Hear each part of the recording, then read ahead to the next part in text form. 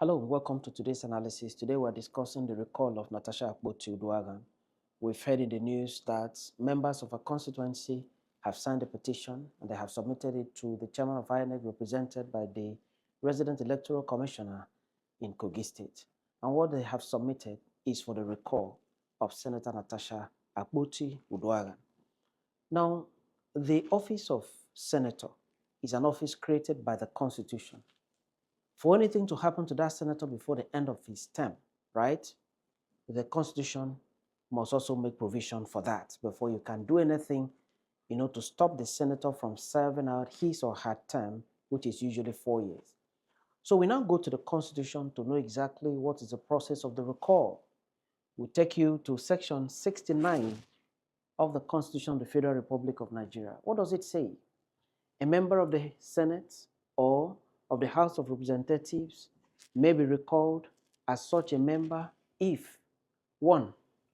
There is presented to the chairman of the Independent National Electoral Commission a petition signed by more than one half of the persons registered to vote in that member's constituency, alleging their loss of confidence in that member, and such signatures shall be duly verified by INEC, right? So let me break this down. First, a petition has to be presented, right? That petition must be signed by more than one half of the persons registered to vote in that person's constituency. Let's say Kogi Central, where Senator Natasha is from, has a total of 500,000 voters, right? 250,000 of these will be half of 500,000. The Constitution says by more than one half. So if you add 1,000 to 250, it will give you 251,000 votes. 51,000 signatures. That qualifies. Even if you have 250,000, let's say 100 votes only, it qualifies the constitutional requirement, which is by more than one half of the persons registered to vote in that member's constituency, alleging loss of confidence. That's all they need to allege. The Constitution has not provided any other thing. As simple as that. We have lost confidence in you. It's enough. Once they say we have lost confidence in you, and they go ahead to get the signatures of more than one half of the registered voters in the constituency, that senator is in trouble and doesn't need to just sleep and watch the proceedings going on and watch the process going on. If you sleep and watch the process going on, note that all what the constituents are expected to do is to say that they have lost confidence in you, right? INEC is not even expected by law to verify whether they have lost confidence. Once they say they have lost confidence, it meets the requirements of the Constitution. And therefore, any senator that the recall process is commenced against him or her must understand that it is a serious process that you do not take for granted. Now, when that is done, INEC is mandated by law, by Section 69, sub A, to duly verify the signatures. So INEC will fix a date, go back, verify the signatures to confirm whether indeed 250 persons plus 1 or 2 have signed the petition. Now, when this is done, the next step is for within 90 days of the receipt of the petition, a referendum, right, shall be conducted in the constituency of the person so affected to obtain by simple majority, right? Simple majority of yes or no. Simple majority vote and approval of the registered voters approving the recall of the senator or a member of the House of Reps. So referendum, mostly people will queue behind and then indicate by simple majority, or if we have made electronic voting, electronic processes possible, referendum in most other countries is done through electronic means.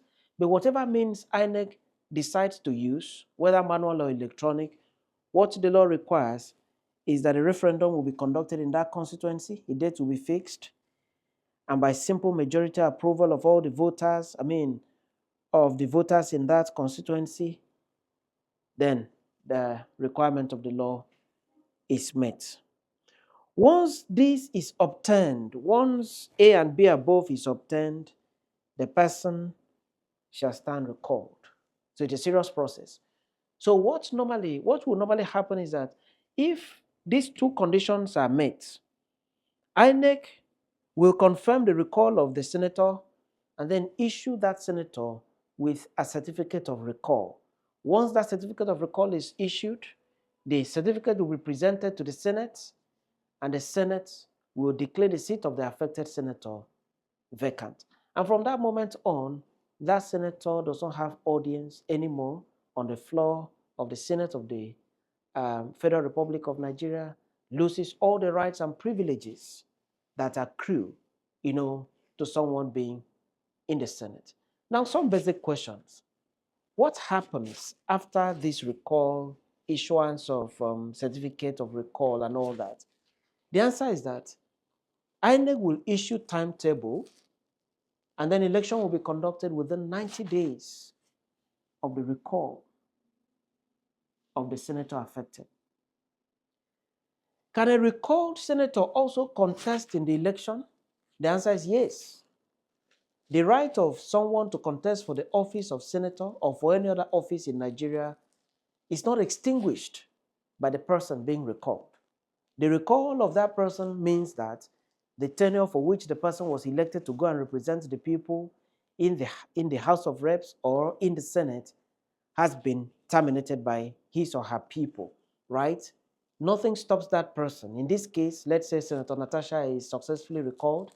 If she's successfully recalled, nothing stops her from picking the nomination form of her political party again and then presenting herself to the electorate for possible election for her to be sent back to the Senate as the senator representing Kogi Central. The other question is, what will happen to the seats at the Senate? I've already answered that. The answer is that it will be declared vacant by the Senate President pending the conduct of election for someone to emerge as the winner and be sworn in by the Senate. What can Natasha do at this point? That's the question lots of persons are asking. What can Senator Natasha do at this point? It's a critical point because what is going on, no matter how it is condemned, it is something that has the support of the Constitution of the Federal Republic of Nigeria. I have told you Section 69 of the Constitution supports the recall of any senator. And the reason to be given by her constituents is very simple, just loss of confidence, and then they vote and the person is recalled. So what should Senator Natasha do at this point, right? Here is my suggestion. She can go to court to stop the process. She needs to present a strong reason to convince the court to stop the process on her behalf. If the due process of the Constitution is not followed, she can present it as a reason. If the signatures are manipulated, she can present it as a reason. If people are made to come out and vote for other reasons and not to recall her, she can as well present all that as a reason. Her lawyers will know what to do and present it to the court. But the reasons must be strong and convincing enough. Remember that what is going on has the support of the Constitution. And so for any court of law to stop the process, the reason must be cogent and convincing enough to stop the court from proceeding. Don't forget that Dino Melaye, also from Kogi State, had approached the court when she was also facing a similar thing. He had approached the court and he got orders of the court in respect of that exercise because of the attempt to recall her from the Senate. Now, another question is, what is the history of recall in Nigeria? What is the history of recall, right? Here is it. From 1960, when Nigeria gained independence from Britain, till today, no senator or member of the House of Reps has been successfully recalled till today? Nobody. How many years now? 60 something years now. No senator or member of the House of Reps has been successfully recalled. That means that recall is a tedious process. It's a process that takes a whole lot for one to be able to pull through. So, if the members of Natasha's constituency really want to recall Natasha, they need to understand that it's a serious process, it's a long process, it's a tedious process, and therefore they must be very serious about it and follow the law strictly. My advice to Natasha: so much is at stake at this point. Senator Natasha, so much is at stake at this point. A constitutional process has kickstarted. Nothing should be taken for granted. Anything can happen at this stage.